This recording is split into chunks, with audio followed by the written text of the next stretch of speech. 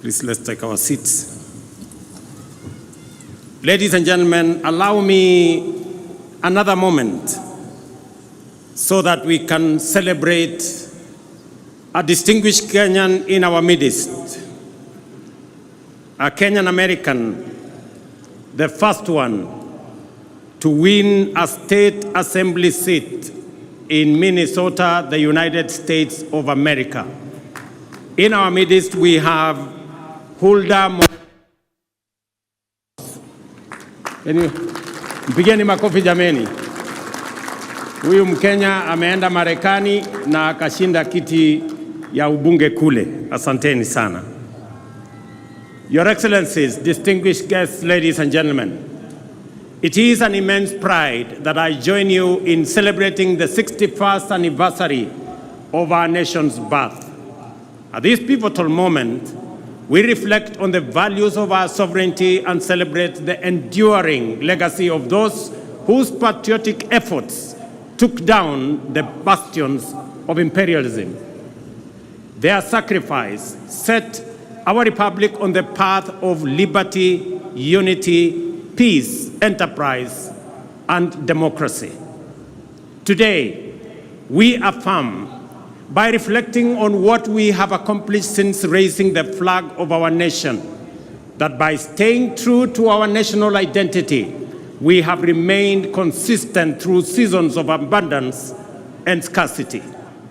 We assert our essential collective character, defined by the values and principles that inspired our forefathers to struggle and sacrifice, persist and persevere, endeavor and endure until oppression gave way to freedom, exclusion gave way to unity, and marginalization gave way to equality.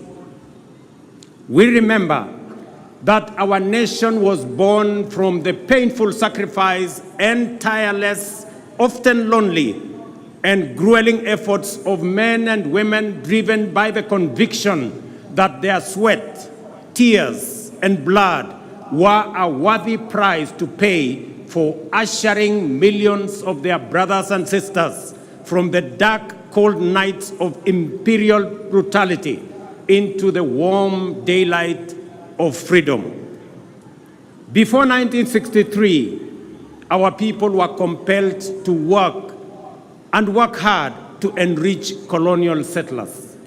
After 1963, our people labored by choice to provide for their families and build our great nation. Before 1963, education, health, and personal security were privileges reserved for the colonial elite. After 1963, they became the right of all citizens of our republic. Before 1963, African people existed to be seen and not to be heard. After 1963, we reclaimed our inalienable sovereignty to its fullest extent. The year 1963, therefore, marked Kenya's profound moment of historical change, yet it also represents an equally fundamental moment of essential and defining continuity.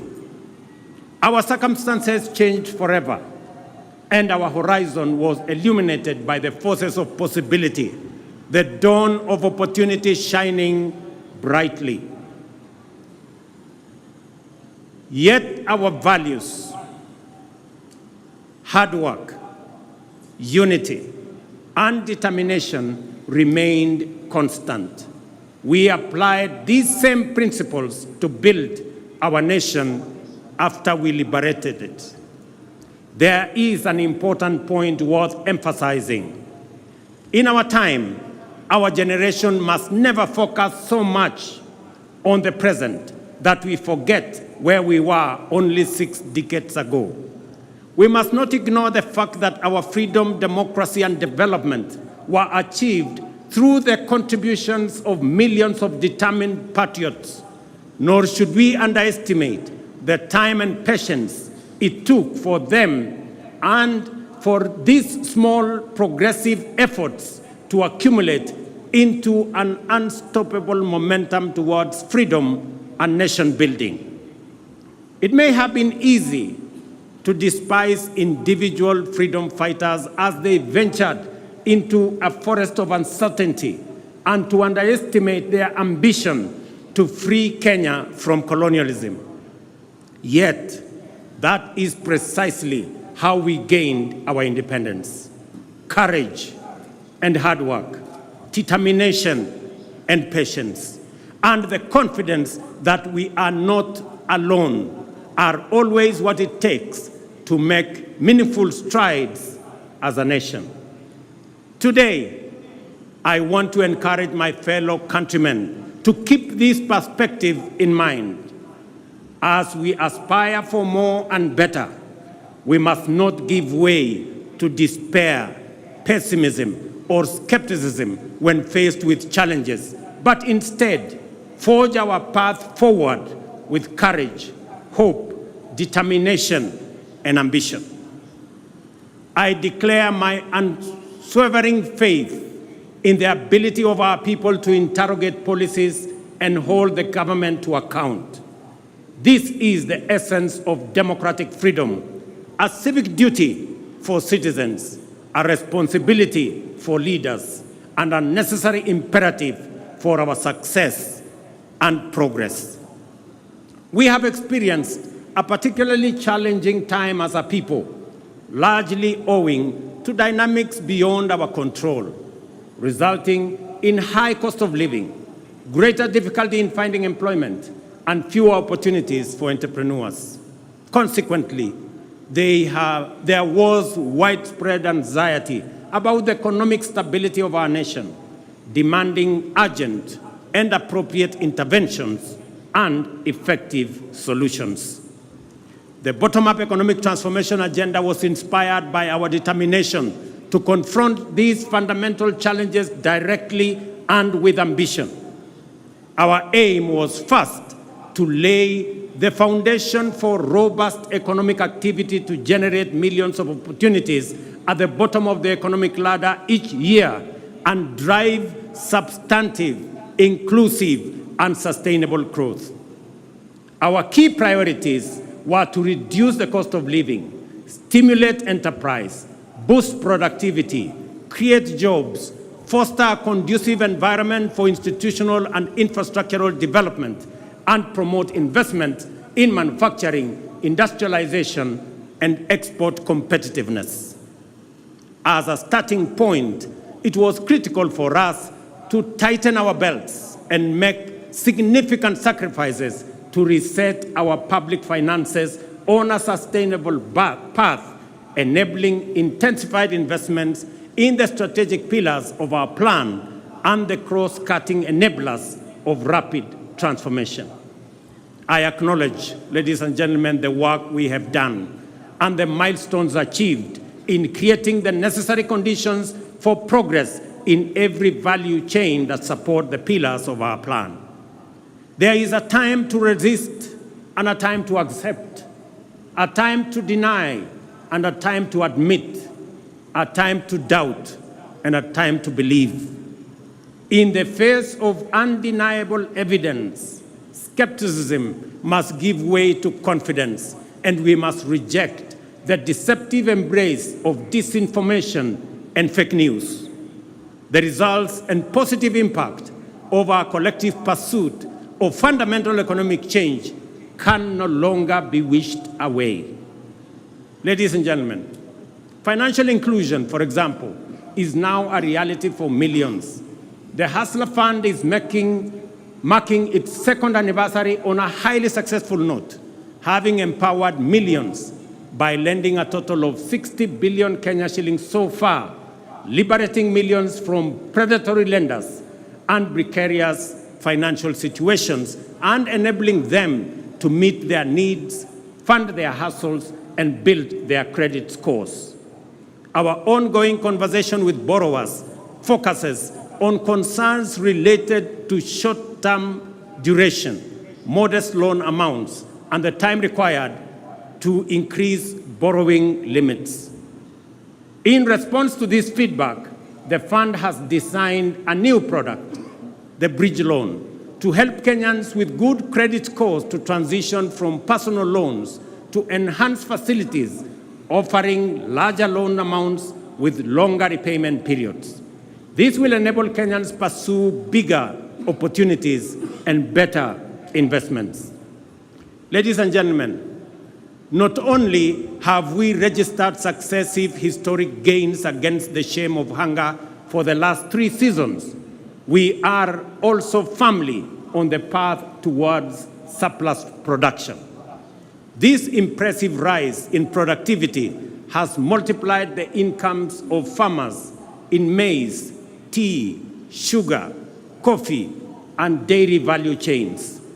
There is no doubt that this agricultural transformation is the direct result of our strategic decisions to shift public resources from consumption subsidies to support productivity. Food is now more accessible to households than before. And as I stated in the State of the Nation address, our country now boasts substantial national food stocks: 95 million 50-kilogram bags of maize, 9 million bags of beans, 10 million bags of wheat, and 2 million bags of rice. Step by step, we are building a food-secure Kenya, where every family can afford and access a meal. Farmers have brought more land under cultivation and produced more per acre than before, thanks to the timely availability of subsidized inputs and extension services. Agro-industries have more raw materials and value addition is on the rise. The agro-industrial sector is also creating more jobs each year as we gear up to compete in various export markets driven by the expanding intra-African trade, opportunities in the European Union market and United Kingdom markets, and our growing competitiveness in the global marketplace. Ladies and gentlemen, the bottom-up economic transformation agenda prioritizes digital transformation as a cornerstone of inclusive economic growth. This is why we are undertaking an ambitious expansion of our national digital infrastructure by deploying fiber optic network to connect over 74,000 public institutions and establish 25,000 public Wi-Fi hotspots, because digital transformation is a critical enabler in creating opportunities across all sectors. We intend to use this infrastructure to extend internet connectivity to 8.5 million homes and businesses and eliminate the digital divide, which undermines technological inclusivity in homes, schools, villages, and counties. I take this opportunity to affirm the significant progress already made and which is accelerating due to the digitization of government services. Through the eCitizen portal, we have digitized 20,855 government services, streamlining public service delivery, enhancing transparency and efficiency, eliminating opportunities for corruption, and increasing visibility and mobilization of public revenues. The transformative power of this single initiative to improve citizen experience with public services and enhance the government's ability to manage public resources effectively highlights the immense value of digital transformation.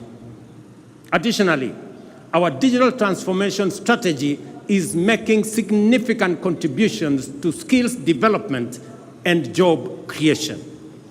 For example, Ajira and Jitume Digital are advancing our vision to equip 20 million citizens with ICT skills, fostering entrepreneurship, and enhancing inclusive digital literacy.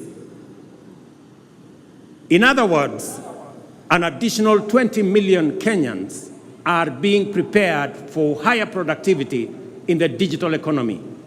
We have also adopted the integration of creative industry courses into technical and vocational colleges as a reliable mechanism to build a skilled workforce. These robust measures form the foundation of our strategy to promote the emergence of a fully fledged digital economy, leveraging Kenya's position as a regional hub for software development and digital exports. These initiatives are supported by key interventions, such as the establishment of institutional and incentive frameworks to promote investments, foster collaboration, and encourage the transfer of digital technologies with a particular focus on artificial intelligence and blockchain. Through these efforts, we are empowering local digital innovators and tech entrepreneurs to drive economic diversification and resilience. Ladies and gentlemen, the discourse around universal healthcare remains lively, with concerns being raised about eligibility for coverage, the capability of health facilities to deliver services, and the alignment of contributions by individuals with benefits. Under Taifa Care, our inclusive, universal, efficient, and transparent healthcare service model, we are implementing a transition on an unprecedented scale.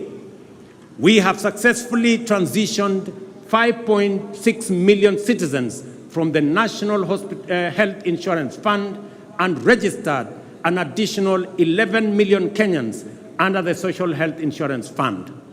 This means that in just 2 months, 11 million Kenyans who previously lacked access to healthcare services are now registered, with the registration process going full steam in every part of Kenya.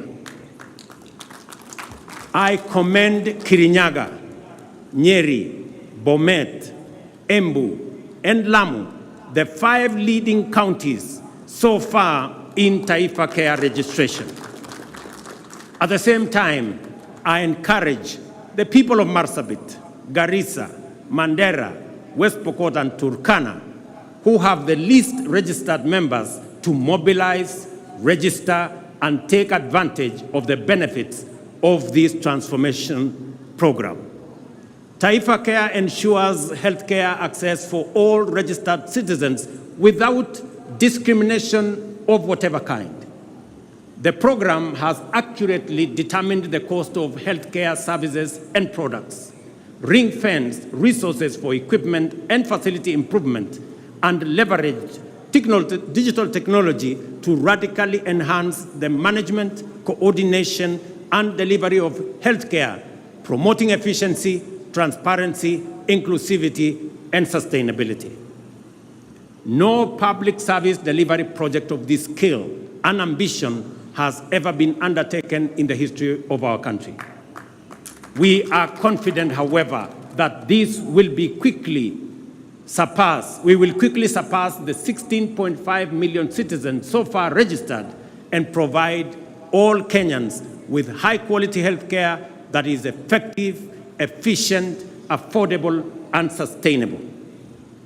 Having said this, I wish to ask you this important question, each and every Kenyan. Have you registered? Nyinyi mmejisajili? Mumejiandikisha?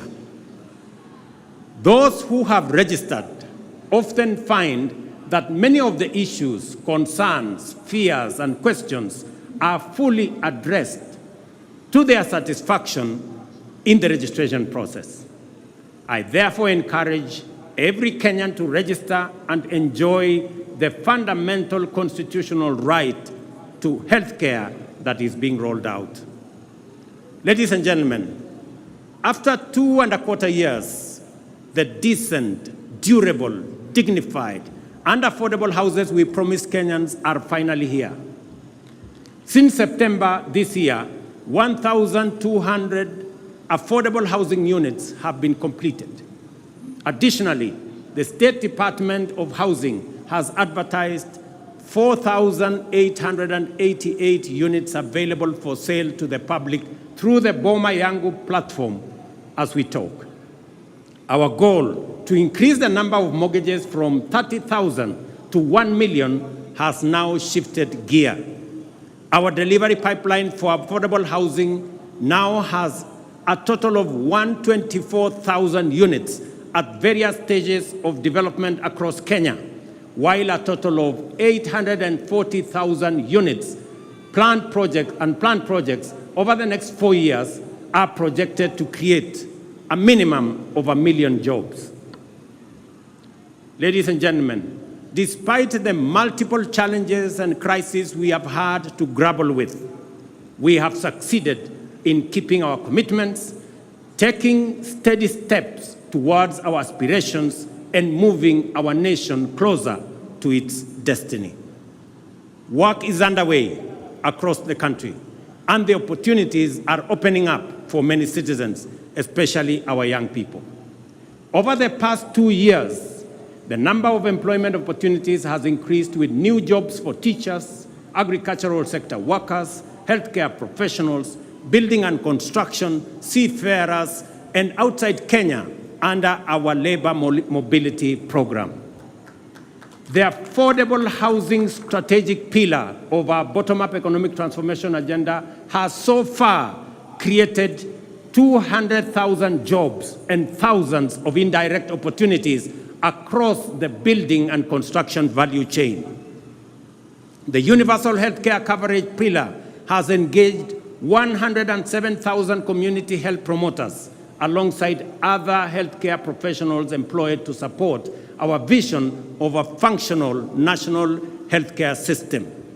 In addition, jobs will be created in healthcare innovation, service delivery, and ICT support for digital health system that we have rolled out, unlocking opportunities nationwide.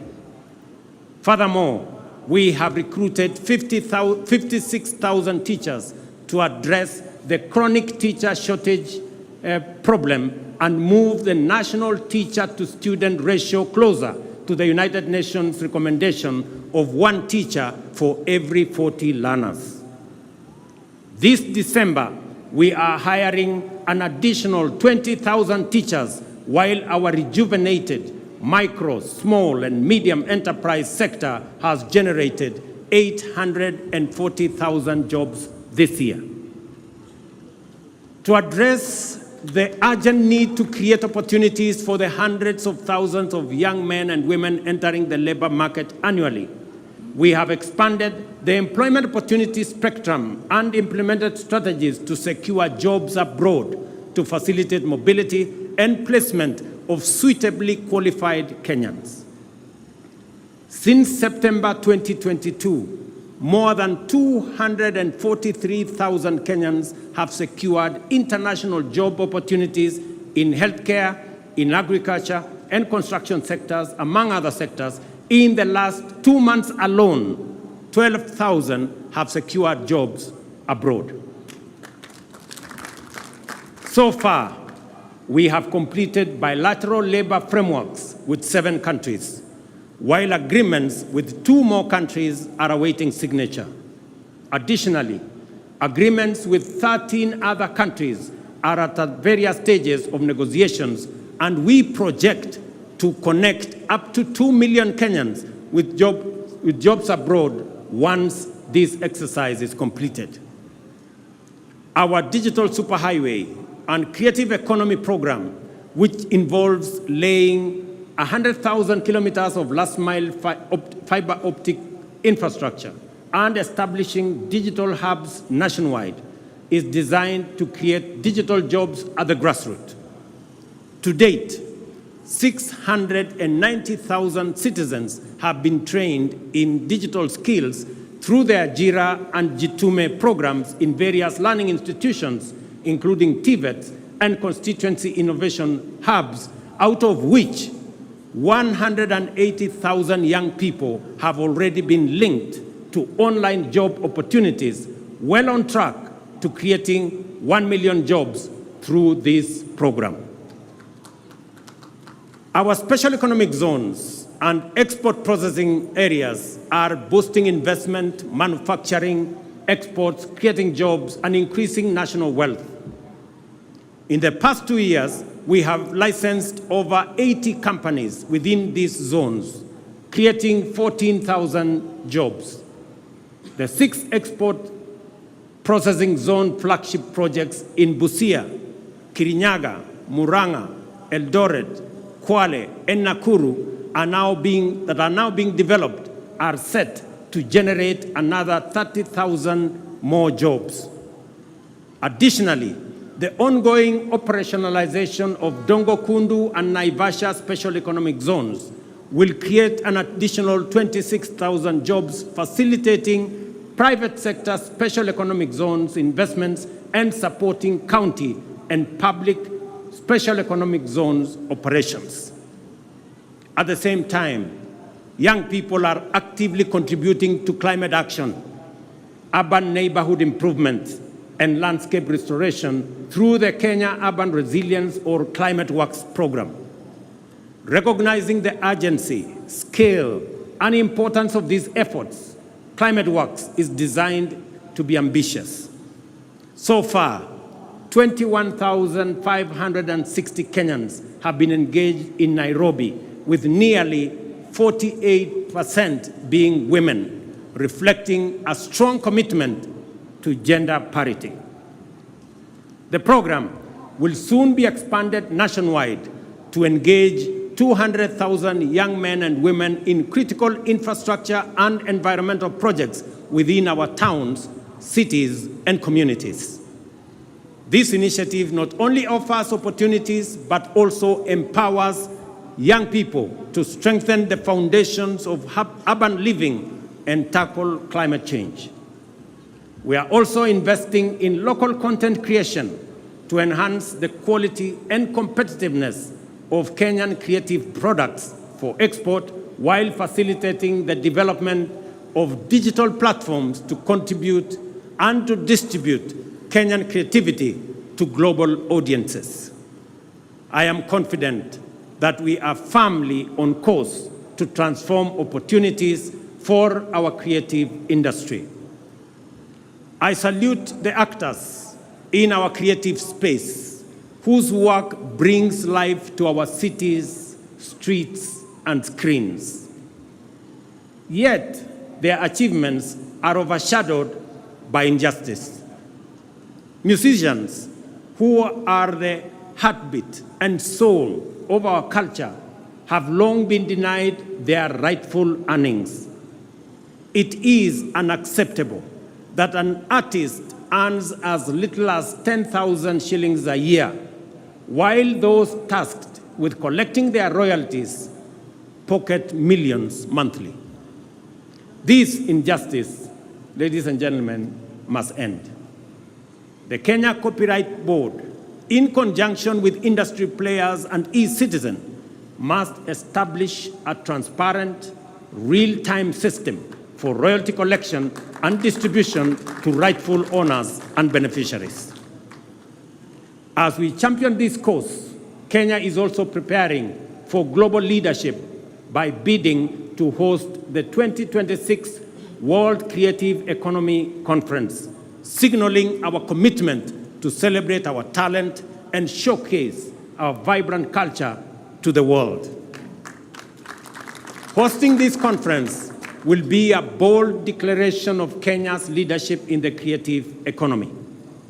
Our committed interventions are creating jobs and opportunities, and this is only the beginning. We are building on the foundation we have laid to create more jobs going forward. The essence of the bottom-up economic transformation agenda is to enhance our capacity for incremental achievement and thus accelerate our progress in delivering our commitment for the benefit of all Kenyans. What I wish to emphasize on this Jamhuri Day is that regardless of our difficult circumstances and despite obstacles, resistance, and anxiety, it remains the mandate of leadership to keep true to their word and the duty of government to deliver. We have every intention to fulfill our commitments and are at the point where the first projects are successfully entering maturity.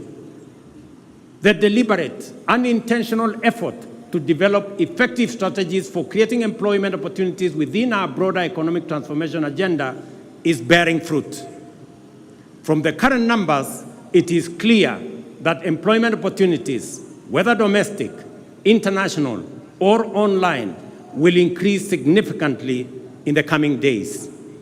We are determined to build a labor market capable of absorbing as many job seekers as possible, cognizant of the output of our education and training institutions, which produce talented, skilled, and motivated young people.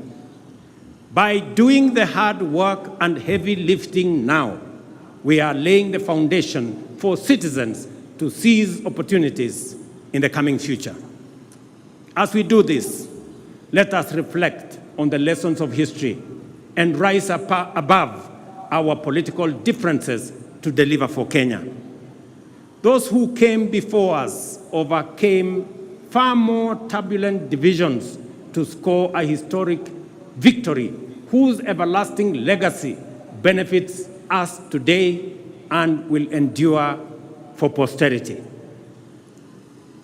As they fought hard to reclaim our sovereignty, the enemies of our freedom deployed state-of-the-art technologies of the time, the radio and the aeroplane, to disseminate disinformation and propaganda. This was meant to discourage, trick, and deceive people that freedom fighters had been defeated and their leaders been captured and neutralized. Our heroes and heroines were not deterred and inspired by the righteousness of their cause and the transformational moment they were in, soldiered on courageously. On 12th December, therefore, every Kenyan witnessed their vindication as our majestic flag rose and collectively we reclaimed our proud Jamhuri. Jamhuri Day is also a moment for Kenyans to expose the fake news aimed at discrediting our ambition, sabotaging our hope, and seeking to dampen our resolve. I have no doubt that the national economic transformation agenda will succeed and deliver for the people of Kenya. I have no problem with discourse, criticism, and alternative proposals. In fact, I welcome them and listen to feedback in order to learn, improve, and become better. At the same time, I see clearly that a lot of what passes for fact are actually falsehood, and that most opposition is based on inaccurate representations and sometimes outright disinformation.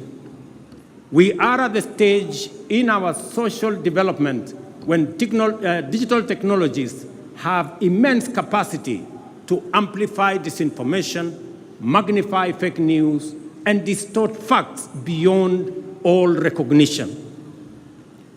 If we give in to these emerging negative trends, we shall pay with our freedom, democracy, and development.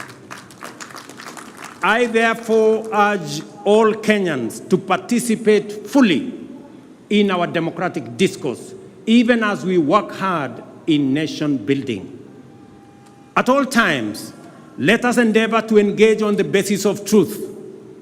Failure to do so will take us down the path of negativity, tear us away from the values we cherish, and turn us into a people estranged from unity, who sabotage development, undermine democracy, and destroy our republic in pursuit of political expediency. When we say that the cost of basic commodities has come down, it is a fact. When we say that inflation has come down, it is a fact. When we say that our farmers are producing more and better, it is a fact. When we say that Kenyans who have registered for Taifa Care are receiving better services than before, it is a fact. We encourage everyone, including our critics, to engage on the basis of facts and the truth. If some of us persist in the culture of reckless negativity, for how long will cynics mobilize Kenyans to deny facts that they can feel, that they can touch, and they can see? What will they say in a few weeks' time when we begin to give keys to new homeowners of our affordable housing units? What will they say at the thousands of plumbers, electricians, teachers, health workers, building and construction workers, digital workers, and many more who are already at work, including the 300 young men and women who yesterday were flagged off by my deputy to go and work abroad, joining thousands who are already abroad. Ladies and gentlemen, I am confident in the future of our nation and the capacity of our national transformation agenda to deliver, because I appreciate the strategies we have put in place, the work underway, and the commitment of our people and their motivation to make their contribution. I count myself as one of the many millions of Kenyans who want the best for our nation and all its people, and are committed to putting in the effort required to make our dreams come true.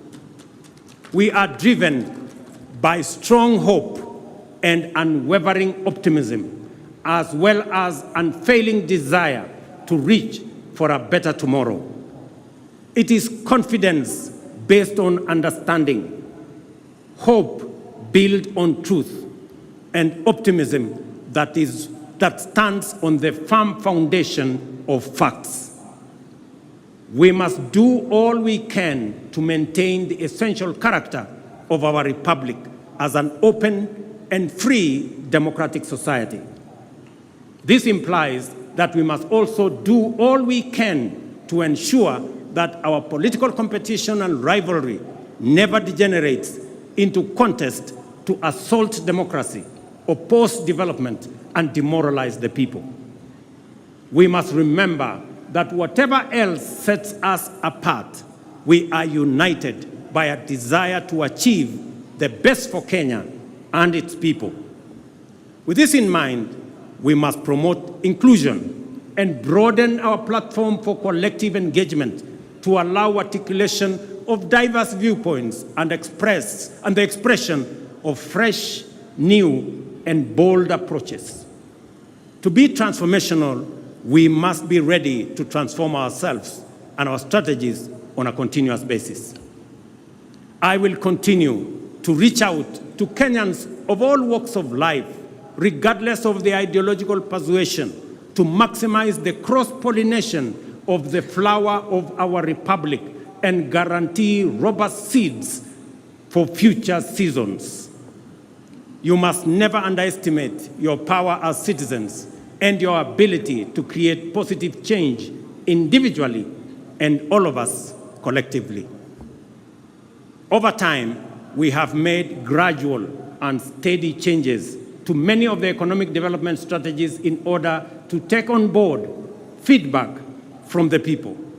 In fact, the bottom-up economic transformation agenda has inbuilt mechanisms to improve on the basis of this feedback, because we recognize that as leaders, every day of work is a day of learning from the people, and that every good idea must always give way to a better one.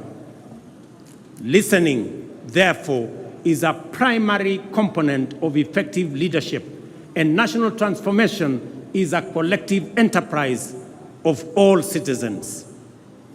I am grateful to distinguished patriots who have demonstrated outstanding leadership across the political aisle for the spirit of goodwill in which we have engaged to address critical national issues, including resolving the inclusivity challenge by formulating the broad-based government.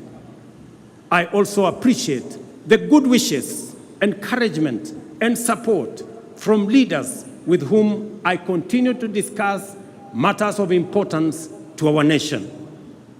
I am persuaded that together we can achieve much more and much sooner for Kenya, and that the future of our dreams is now within sight. I readily concede that we are yet to reach the destination of our aspirations because we have not yet delivered fully on our commitments. But having said that, it is also a fact that we are no longer where we were a year, let alone 2 years ago. We have moved beyond pledges and commitments and are now making progress in our implementation strategies. There is now sufficient evidence of undeniable character that together the people of Kenya are hard at work to achieve their shared vision of a nation transformed. Our ability to feed the people and to keep them healthy, to empower them and connect them to opportunities, to keep them safe and protect their freedom is improving by leaps and bounds. When we all unite, inspired by a shared aspiration to undertake national building, we shall make our nation great, and our collective legacy will inspire present and future generations. Ndugu wa Kenya, wacha nimalizie kwa kuwauliza, mumesikia yale mambo tunafanya kuhusiana na mambo ya afya. Na wauliza wazazi wote, pale Januari watoto wetu wakirudi shuleni, sasa Taifa Care inataka kila mtoto wa Kenya awe na bima ya afya. Wakati wazazi mtarudisha watoto wenu shuleni, tunataka kila mzazi aandamane na mtoto wake ndio tuweze kusajili watoto wote wa Kenya, ili watoto wote wa Kenya tuwapangie mambo yao ya afya. Vile nimesema, tutazidi na kujenga daraja ya umoja na ushirikiano kati ya Wakenya wote kutoka sehemu zote, dini zote, vyama zote. Tuungane ndio tuweze kushughulikia mahitaji na mipango na maendeleo ya taifa letu la Kenya. Ndugu wa Kenya, nawatakia Krismasi njema na mwaka wenye mafanikio makubwa sana wa 2025. God bless you all. God bless our great country Kenya.